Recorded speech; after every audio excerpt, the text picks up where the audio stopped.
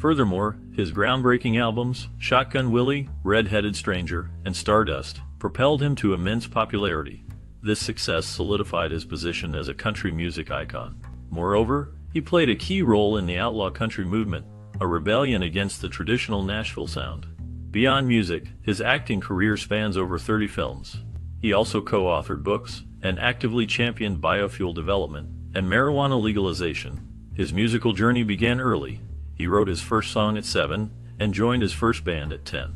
Growing up during the Great Depression, he was raised by his grandparents. His influence extends beyond his creative work, shaping cultural conversations and leaving a lasting impact. Born on April 29, 1933, in Abbott, Texas, Willie Nelson was raised by his grandparents during the Great Depression. From a young age, he displayed a natural talent for music, composing his first song at the tender age of 7. At just 10 years old, Nelson joined his first band, a local group called Bohemian Polka, where he honed his skills on the guitar. Growing up, Nelson and his sister Bobby were active members of their church choir, singing gospel songs together. His early experiences with music laid the foundation for the illustrious career that was to come. Attending Abbott High School, Willie Nelson was not just focused on music, he was also active in sports. He played football, basketball, and baseball, showcasing his athletic abilities.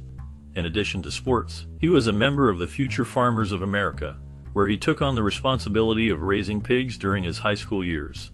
This involvement in agriculture reflected a connection to his roots and the rural lifestyle he cherished. During this time, Nelson also pursued his passion for music. He joined a band called the Texans, which was formed by his sister's husband, Bud Fletcher. The Texans played at local honky-tonks, bringing country music to the community. They even had a Sunday morning radio show, which allowed them to reach a wider audience and share their music with listeners. These early experiences in sports, agriculture, and music laid the foundation for Nelson's future career and shaped his identity as an artist. Following his graduation from Abbott High School in 1952, Willie Nelson embarked on a brief stint in the Air Force. After his time in the military, he decided to pursue higher education and enrolled at Baylor University. His chosen field of study was agriculture, a far cry from the musical path he would eventually blaze. While at Baylor, he joined the Tau Kappa Epsilon fraternity, experiencing the camaraderie and social life of college. However, his academic pursuits were short-lived. The lure of music proved too strong, and he left Baylor University to fully dedicate himself to his burgeoning musical career. This decision marked a pivotal moment, signifying his commitment to a life in music, a choice that would ultimately lead him to immense success and enduring fame. His time at Baylor, though brief, provided a contrasting experience to his future life as a celebrated musician. The structured environment of university life gave way to the unpredictable and exciting world of music. His brief foray into agriculture provided a different perspective, shaping his life in ways that might not have been obvious at the time. The fraternity experience added another layer to his developing personality and provided valuable social connections. He traded agricultural studies for a life on the road, exchanging textbooks for a guitar. This transition from the academic world to the world of music showcased his determination and passion for his chosen path. His decision to forego a college degree to pursue his musical dreams reflects his unwavering commitment and self-belief. The experiences at Baylor, though finite, undeniably played a role in shaping the man who would become a country music legend. Initially, Willie Nelson's path to musical success was paved with the hard work of various jobs. He wasn't born into a life of fame and fortune. Instead, he learned the value of a dollar through diverse employment. For instance, he honed his skills as a saddle maker, carefully crafting leather goods. This required patience and precision, skills that likely translated into his meticulous approach to songwriting and guitar playing later in life. Then there was the physical labor of tree trimming, a job requiring strength and agility, a stark contrast to the delicate fingerwork needed for music. Even more unexpected was his time as a bouncer, a role that demanded a different kind of strength and a quick wit. The work at the auto parts shop added to his diverse experience, providing a different kind of problem-solving experience. These jobs weren't just ways to make ends meet, they shaped his character and resilience. Simultaneously, he pursued his passion for music, a pursuit that required equal measures of perseverance and dedication. In 1955, a pivotal moment arrived when he landed a job as a DJ at KBOP in Pleasanton, Texas. This provided him with an unexpected opportunity. Using the radio station's equipment, he recorded his first singles, a crucial step towards launching his music career. This early experience proved invaluable in his journey from humble beginnings to becoming a country music legend. These diverse experiences, from the physical demands of manual labor to the technical skills acquired as a DJ, contributed to the multifaceted artist he would become. The struggles he faced in his early career ultimately strengthened his resolve and laid the foundation for his enduring success. In 1955, Willie Nelson recorded two songs, "The Storm Has Just Begun" and "When I've Sung My Last Hillbilly Song," but they were rejected by a local record label. Undeterred, Nelson moved to Portland, where his mother lived, and worked as a DJ at several radio stations in Portland, Oregon, and Vancouver, Washington. During this period, he wrote many songs, honing his craft and developing his unique musical style. Though his early recordings were not immediately successful, Nelson's talent and perseverance would eventually lead him to become one of the most iconic and influential country music artists of all time. In 1960, Nelson made a significant move to Nashville, a city known for its rich country music scene. He signed a publishing contract that opened doors for his songwriting talents. By 1962, he recorded his first album titled "And Then I Wrote," which showcased his unique style and songwriting skills. The album was well received and marked the beginning of his rise in the music industry. In 1964, he took another important step by signing with RCA Victor, a major record label that would help him reach a wider audience.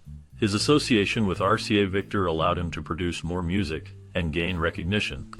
The following year, in 1965, he joined the Grand Ole Opry, a prestigious venue that has been a cornerstone of country music.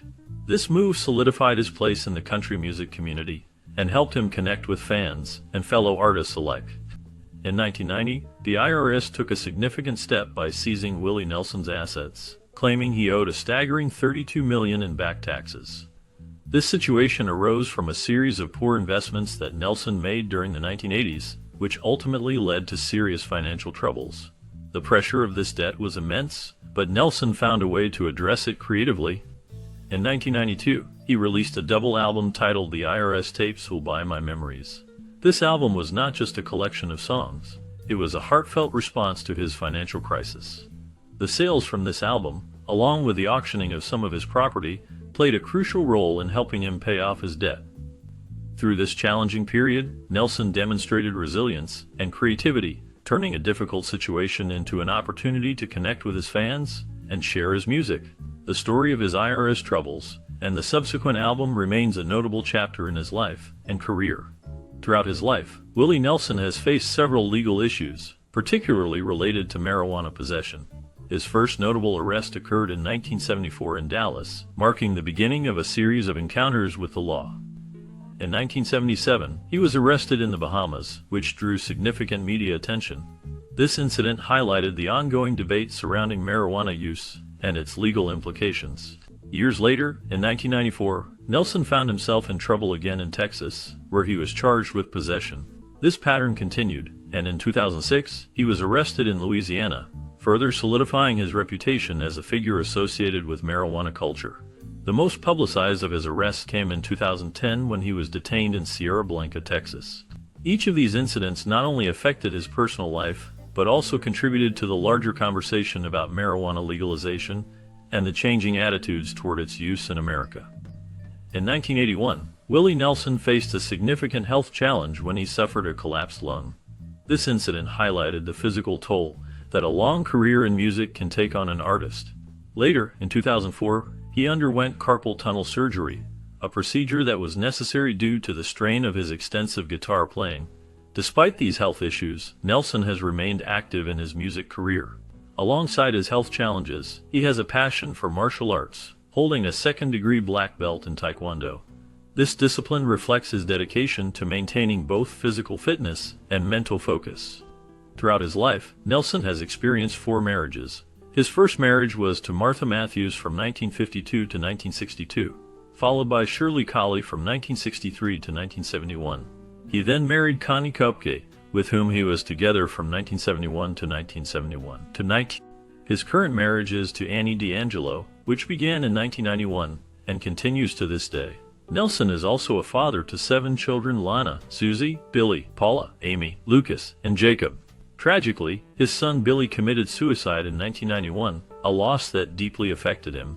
Nelson's family life, marked by both joy and sorrow, has played a significant role in shaping the man behind the music.